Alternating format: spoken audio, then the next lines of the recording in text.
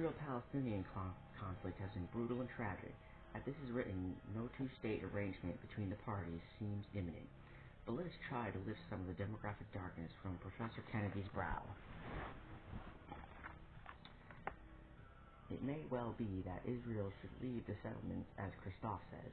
It may well be that Israel is in for a very tough times ahead, as Kennedy said. Demographic trends will play some role, but there is somewhat less than there meets the eye. Just as the Catholic rule was broken, so too is the Muslim one breaking, almost unnoticed in the general dialogue. Fertility rates in Arab and Muslim countries have been falling very rapidly in recent decades. Indeed, it would be remarkable were they not. It's been happening everywhere else. Consider North Africa as a bloc. Nearly total Arab. 40 years ago, the total fertility rate was 7.1 children per woman. Today, it is 3.2 and sinking like a stone. Egypt is the most populous North African country. Its TFR was 7.1 children per woman in 1960 to 1965. It is now 3.3. The UN Population Division reports Tunisia's current TFR at 2.0 children per woman, below replacement. Go east, Syrian fertility has fallen from 7.6 children per woman to 3.3 and is shrinking from peak year to the present. Here are some other Middle Eastern numbers. Jordan, 8.0 towards 3.6 children per woman. Iraq, 7.2 to 4.8. Saudi Arabia, 7.3 to 4.5. There are still very high numbers. These are still very high numbers, but again, falling very rapidly. Go further east, as its peak Iran TFR was 7.0 per woman in the early 1960s. It is now officially 2.3 and dropping rapidly. Quite possibly the replacement level as you read this. Other big Muslim countries have also seen major declines.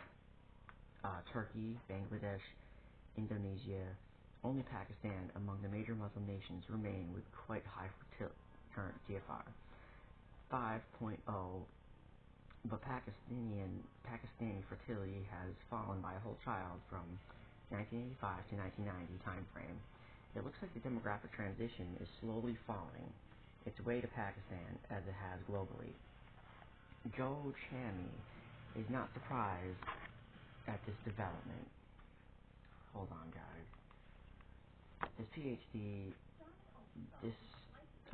dissertation in 1976 and his 1981 book, Religion and Fertility, quite clearly predicted what should happen. Chami makes a universalist case for demographic decline. People are people. Sooner or later, Catholics behave like Protestants, Muslims behave like Christians. The big question is whether it will sooner or later. As I read the data, the answer is sooner.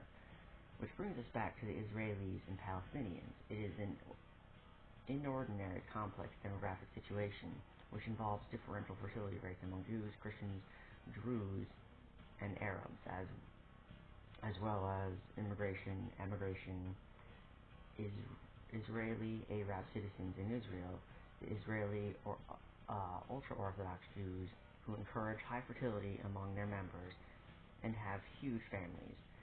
The great mystery about this situation is that no one seems to know what percentage of the ultra-Orthodox Jews falls away from their rigid faith as they age. Israel is a swinging place, even during an intifada, and the temptations of modernism are great.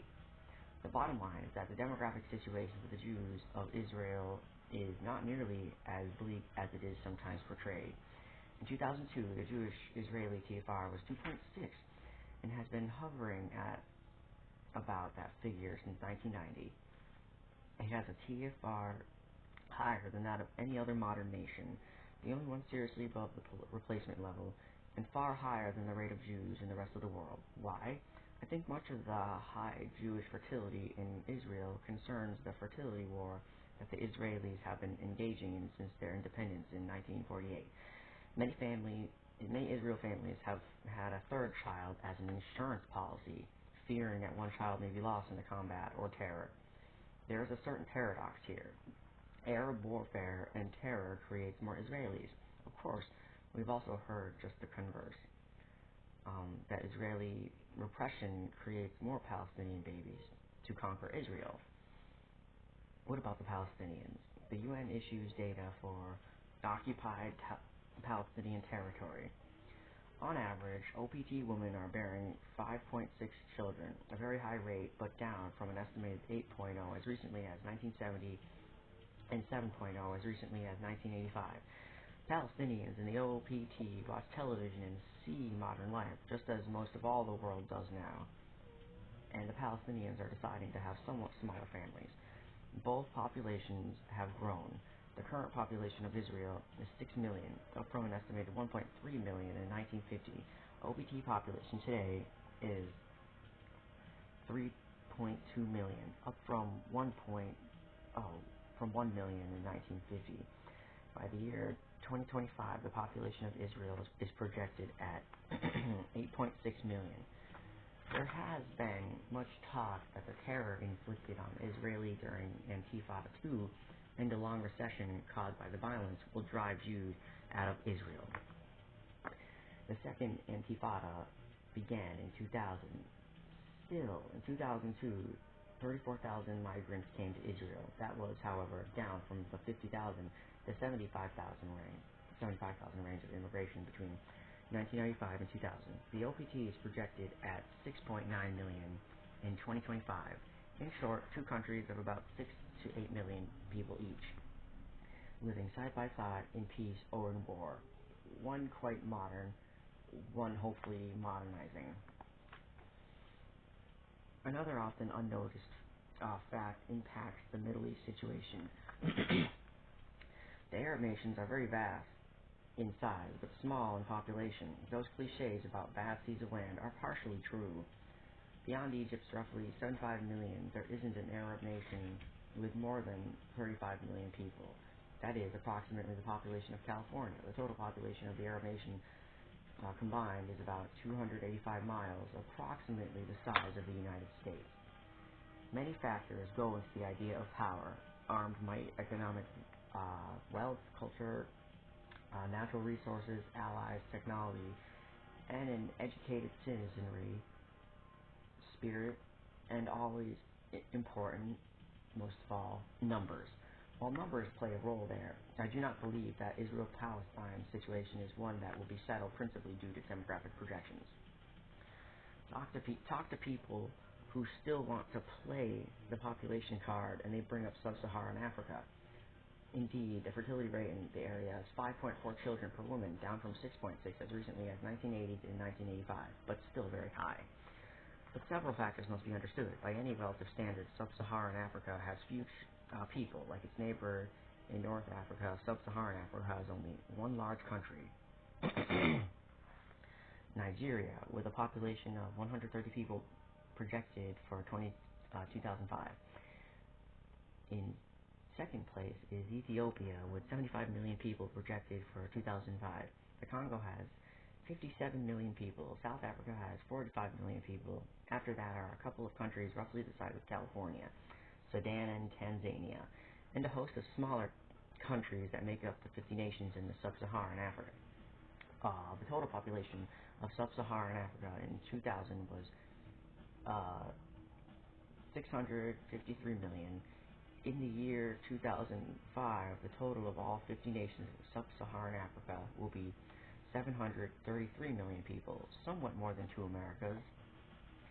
For a number of years, the nation of Kenya was always held out as a basket case example that proved the rule. The population explosion wasn't even close to running its course in some places.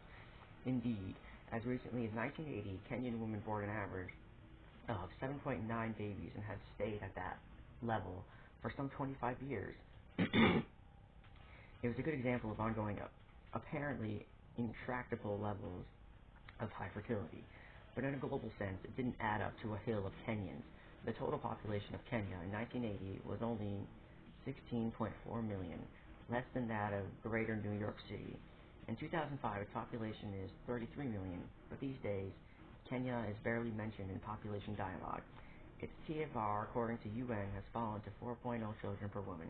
In 2005-2010 timeframe, the TFR in Kenya is projected at 3.47, well below the U.S. rate, 3.8 at the peak of the American baby boom in the late 1950s.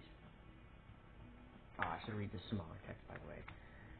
For the record, the U.S. Census Bureau reported in December 2003 that the Arab ancestry population in America rose to 1.2 million during the 1990s, up from 860,000 in 1990 and 610,000 in 1980. The Census Bureau does not take data by religion, but independent studies show the Jewish American population in the 5 to 6 million range. The total Muslim population is now estimated in the range of 1.9 million to 2.8 million. The study was conducted by the survey researcher Tom Smith of the University of Chicago and was commissioned by the American Jewish Committee. Some Muslim groups maintain that an earlier estimate of 6.7 million remains correct. 6 to 7 million. Okay. Alright, back to page that I was just on. It has been said that Africa is the continent progress missed. That was misleading. It started out way behind in the race of development, but in some places income has been moving up smartly. A number of sub-Saharan nations have moved to democratic governance, something that could not be said for North Africa Arab countries. There has been ugly and gruesome warfare, some of it ongoing, but alas, that is not so unusual in global history. And then came the unexpected, a pandemic of AIDS/HIV, which frightened the world and ravaged the whole regions of Africa. In 2000, UN demographers categorized 45 nations as highly affected by HIV/AIDS. Of those 45 nations, 35 were Africa. Of 17.8 million excess deaths from HIV/AIDS projected from 2010 to 2015, 14.4 million will come from Africa.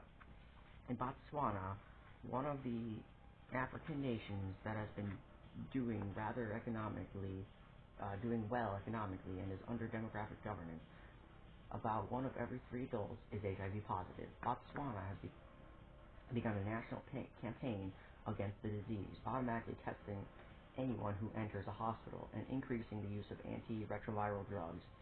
With some apparent early success, Botswana is a tiny country, 1.8 million, but sub-Saharan Africa is not. 45 million people. The epidemic began its terrifying toll later in South Africa than in some other African nation. But by 1999, 1 of every 7 adults in South Africa was estimated to be seropositive. SERO. I don't know what that means, so anyone in the chat or comment section, Anyways, 7 countries in Africa have HIV rates at or above 20%. So powerful is the demographic impact of the pandemic that UN demographers have concluded that South African life expectancy will fall from 62 to 47 years, while total population will actually decline from 2010 to 2025 before resuming slow growth. The 2002 edition of the World Population Prospects officially, quote, confirms it again that the devastating toll AIDS has in terms of morbidity, mortality, and population loss, end quote. The number of highly affected nations has climbed from 45 to 53. From 2000 to 2005, the UN projects that global population will be 479 million fewer than it would have been had AIDS not appeared and run to pandemic proportions. That is an astonishing number. The potential good news is that the UN projects that the probability of being infected by HIV/AIDS will decline significantly in the future, particularly after 2010. While Africans have suffered most tragically from the epidemic, in other countries the ultimate impact may prove to be enormous. India, for example, is one of the 53 nations that are highly affected. The rate of seropositive persons in India is 0.72%, which is well below 2% UN threshold for highly affected. But because it is on a huge base of more than 1 billion people, it is included. Recent reports indicate that HIV/AIDS prevalence is growing in China, also a billionaire nation. From the demographic point of view, there is an interesting side to the HIV/AIDS situation. The UNPD routinely includes data about what might be called an epidemic of life. That is, the longer life expectancies that people around the world have been accustomed to, growing from 47 years at birth in 1950 to 65 years in the first years of 21st century to an estimated age of 74 in the year 2050. The AIDS data represents an epidemic of death, and that too is blended into the UN forecast. What is not in the forecast, however, is what we don't know, and there are other epidemics to come. Oh, are there other epidemics? Is SARS, severe acute respiratory syndrome, a flash in the pan epidemic, or another dreadful plague waiting in the wings? What about avian flu? The Spanish flu epidemic of 1918 killed somewhere between 20 million and 40 million people. There will be Will there be major wars? Will we see great natural catastrophe? Will a terrorist make the 3,000 deaths of 9/11 look small?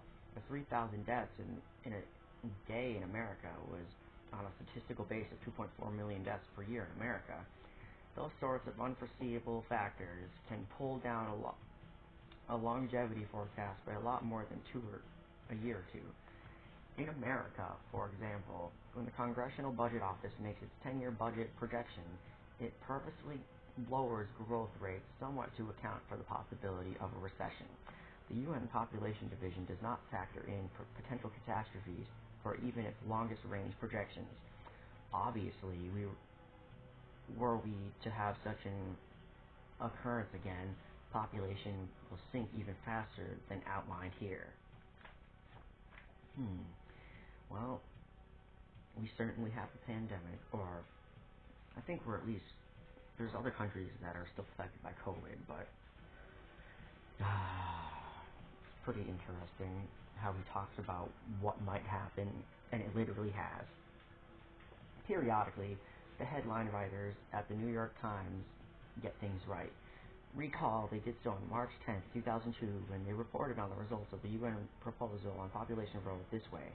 Quote, population estimates fall as poor women assert control, with a subhead reading, in India, Brazil, Egypt, and Mexico, a dip in birth rates defies old theories. A brief excerpt from the story written by Barbara Cressett is worth quoting. The decline in birth rates in nations where poverty and illiteracy is still widespread defies almost all conventional wisdom. Planners once argued, and some still do, that falling birth rates can only follow improved living standards and more educational opportunities, not outrun them.